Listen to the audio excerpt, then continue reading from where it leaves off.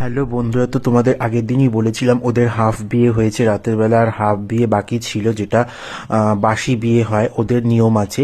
তো এই যে পরের দিন সকালবেলা আমরা গেছি, তখন দেখেছি ওরা মানে বিয়ের মণ্ডপে বসে পড়েছে, ওদের এখন সিঁদুরদান হবে। তো এই যে সিঁদুর পরিয়ে দিল সুজয় অপরূপার স্মৃতিতে। তো খুব ভালো লাগছিল এই দৃশ্যটা দেখতে পেয়ে।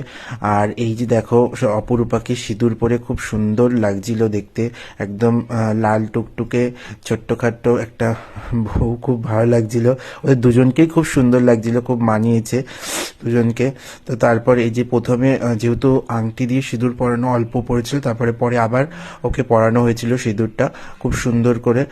তারপরে এখানে সিঁদুরদান কমপ্লিট হয়ে যাওয়ার পরে ওদের এখানে আবার পরের দিন আবার সাত পাকে বাঁধা, মানে যেটা হয় সাত পাকে ঘোরানো হয়েছিল।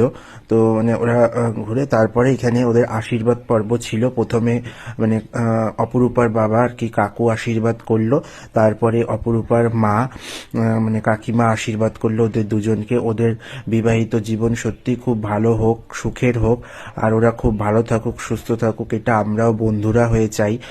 কারণ ওরা খুবই ভালো দুজনেই। তো ওরা খুব ভালো থাকুক, সুস্থ থাকুক, আর খুব খুব খুব সুখী হোক।